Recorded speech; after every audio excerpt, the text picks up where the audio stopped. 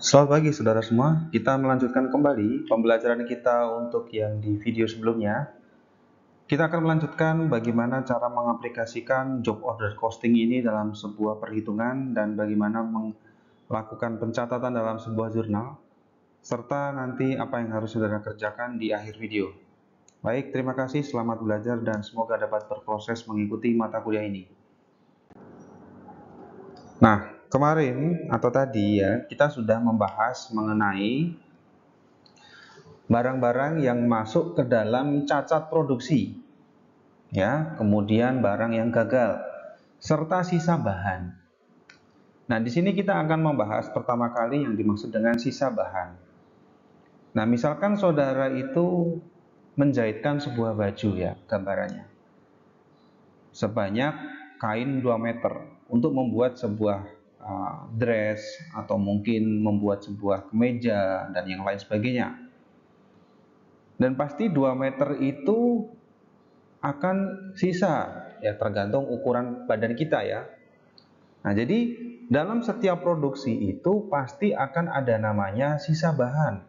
Nah, sisa bahan itu bisa berasal dari kita yang memang sudah memberikan bahan lebih sebagai nilai aman, atau ada beberapa barang yang terpaksa kita kembalikan karena barang tersebut rusak atau cacat dari sebelumnya.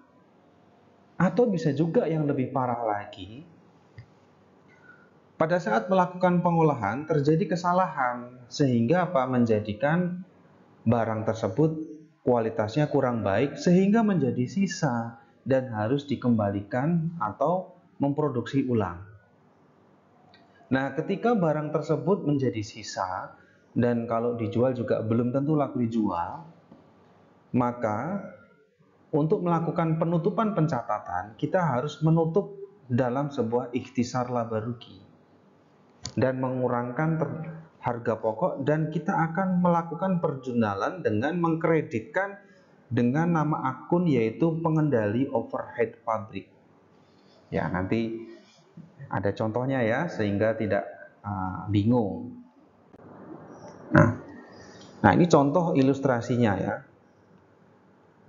CV4 sekawan berusaha di bidang furniture dan selalu mengumpulkan serpihan kayu atau sisa bahan. Ya, jadi sisa bahan itu dia kumpulkan dan dia jual dengan seharga 600.000. Nah, ini sisa bahan ini adalah sisa dari produksi atau cacat. Produksi ya, bukan cacat, karena keterangannya mengatakan sisa atau serpihan kayu. Nah, bagaimana cara mencatatnya? Nah, untuk mencatatnya seperti yang saudara lihat ya, kita tutup dulu ikhtisar laba ruginya. Jadi ini langkah-langkah yang harus saudara lakukan sih. Jadi ini step-step ini yang saudara harus hafalkan. Nah, dari step-step saudara melakukan penjurnalan inilah nanti di bagian accounting akan memasukkan ke dalam buku besar pembantu. Ya, dari rekening ini masuk ke dalam buku besar pembantu, entah itu mengurangi atau menambah. Nanti dari buku besar pembantu akan dikonversikan ke dalam neraca saldo, ya, atau ke dalam pencatatan akun yang menyeluruh, ya. Kalau bingung apa itu buku besar pembantu, silakan buka kembali catatan kalian waktu mempelajari akuntansi pengantar. Oke, ini step-step yang harus dihafalkan untuk melakukan pencatatan ketika terjadi barang sisa ya. Jadi angkanya masih sama. Jadi untuk memudahkan saja ya ilustrasinya. Baik, tadi kita berbicara masalah sisa bahan. Lalu bagaimana yang terjadi ketika produk itu cacat? Nah, cacat ini bisa kita bagi dan klasifikasikan lagi menjadi yang normal dan terjadi karena kegagalan internal atau kesalahan. Nah, normal itu ya sebenarnya tidak bisa kita hindari, artinya memang ya terjadi catat sehingga harus menjadi catatan atau pengendali overhead pabrik, karena sudah hal yang biasa ketika membuat sebuah produksi furniture, kemudian Aca catat karena kesalahan human error, misalkan pada saat melakukan pemasangan pintu atau skrup itu terlalu dalam atau mungkin terlalu longgar sehingga pintunya menjadi tidak betul dan terjadi kecacatan produksi. Nah, ini masih kita anggap wajar karena sering terjadi. Tapi yang menjadi masalah kalau terjadi human error dan itu menjadi kesalahan yang tidak pernah terjadi. Sehingga menimbulkan apa? Sehingga menimbulkan biaya tersendiri kembali. Ya. Nah, ini gambarannya. Nah, kita akan melihat dan mencatat bagaimana mencatat biaya yang termasuk normal. Bagaimana cara pencatatannya? Ya, kita lihat. Contoh di sini, PT Sigli adalah perusahaan yang menghasilkan komponen TV. Ya. Pada bulan September, perusahaan menerima pesanan 2000 unit komponen. HPP untuk produksi satu komponen itu membutuhkan 1250 yang terdiri dari bahan baku 500, TKL 400, dan BOP 350, yaitu komponen dari satu HPP 1 unit ya. Karena produksi ini rumit sehingga terjadi kerusakan sebanyak 40 dan ini dianggap normal ya, karena sudah hal yang biasa. Nah, untuk itu produk perlu diperbaiki, jadi perlu diperbaiki kembali ya, karena ya rusak dan ini normal gitu, sudah sering terjadi. Sehingga perusahaan perlu menganggarkan biaya lagi ya untuk bahan baku senilai 5.000, TKL 3.000 dan BOP 2.500 untuk memperbaiki 40 unit ini ya. Jadi harap diingat, biaya-biaya ini untuk mencatat dan memperbaiki dari 40 unit TV yang rusak karena kesalahan produksi, dan ini normal terjadi. Sehingga saudara untuk mencatatnya seperti yang terlihat. Jadi untuk mencatat di debit, maka kita catat sebagai pengendali overhead pabrik. Karena sekali lagi ini bersifat normal. Cacat yang bersifat normal, maka debitnya saudara perhatikan ini adalah pengendali overhead pabrik.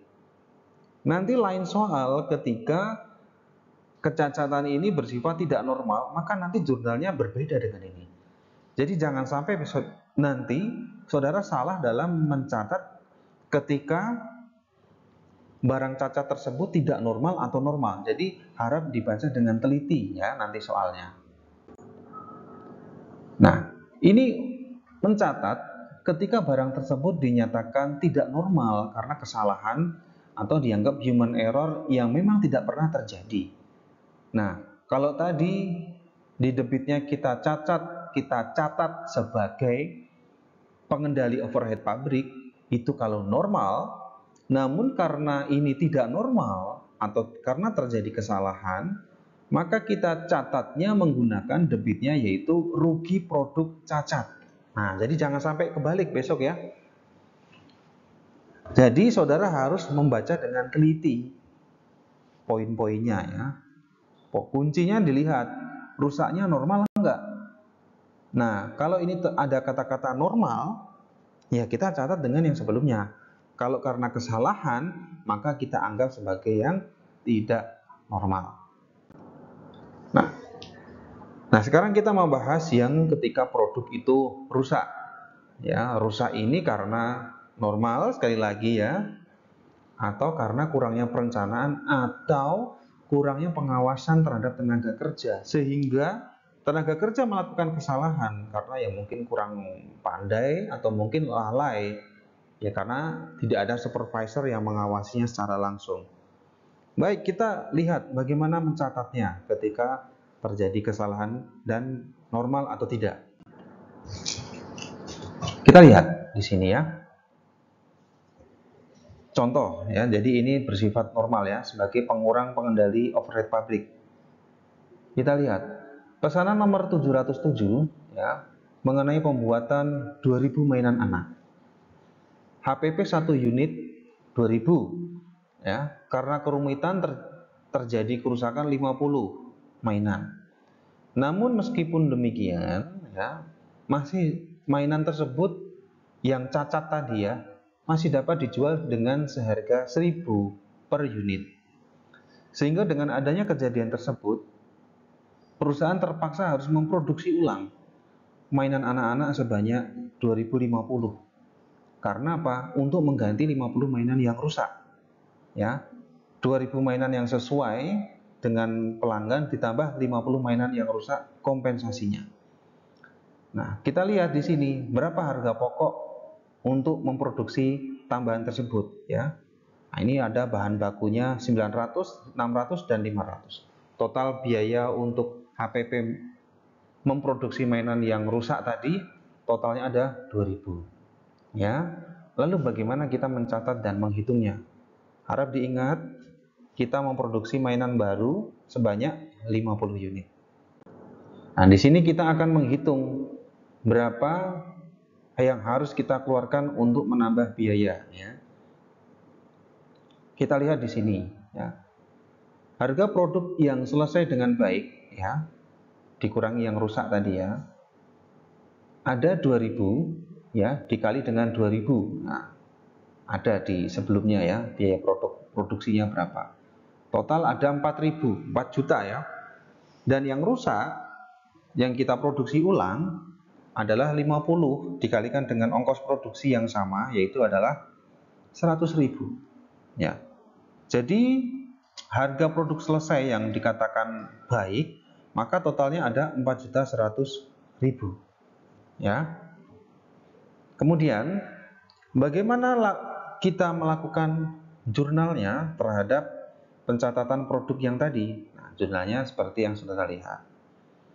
Nah, nanti tinggal dipastikan karena ini barangnya kondisi yang aman, kondisi yang normal, maka kita catat ini pengendali overhead pabrik. 50.000 datangnya dari mana? Nah, pengendali overhead pabrik ini yang kita anggap normal tadi, 50 unit dikalikan dengan tadi harga jualnya berapa?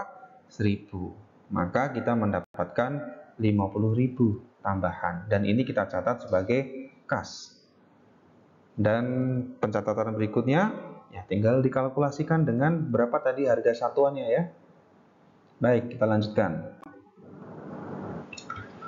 Untuk produk yang rusak kemudian laku dijual karena kesalahan ya, karena kesalahan ya, sekali lagi ya, pencatatannya seperti demikian.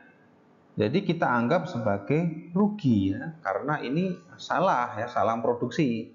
Maka ya di debitnya kita catat sebagai rugi produk rusak sebanyak 50.000 ya. Cara ngitungnya sama, cuman pencatatannya dan jurnalnya berbeda. Jadi kalau saudara nanti angkanya sama tapi bahasanya berbeda, maka ya tetap salah.